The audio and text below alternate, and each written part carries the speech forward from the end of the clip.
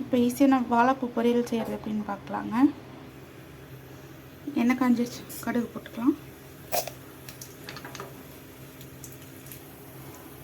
வெங்காயம், கருவேப்பிலை நல்லா போட்டுக்கலாம்.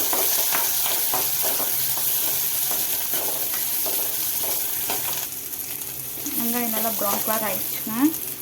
நேற்று க்ளீன் பண்ணி ஃப்ரிட்ஜுக்குள்ளே வச்சுருந்தேங்க. இப்போ எடுத்து கட் பண்ணி தண்ணியில் போட்டு வச்சுருக்கேன். இது எடுத்து அதில் போட்டுடலாங்க.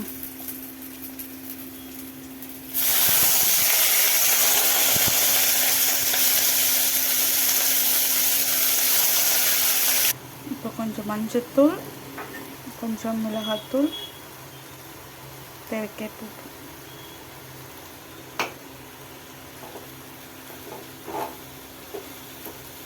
நல்லா மிக்ஸ் பண்ணிக்கலாம்.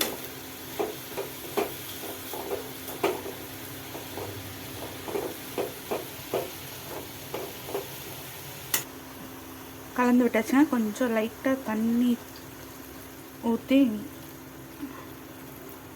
கொஞ்சமாக தான் ஊற்றிருக்கேங்க.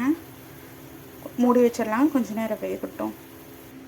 மூடி வச்சாச்சுன்னா கொஞ்சம் நேரம் வேகட்டும். தண்ணி நல்லா சுண்டிடுச்சுங்க பாருங்கள். இப்போ இதில் கொஞ்சம் தேங்காய் போடணும்.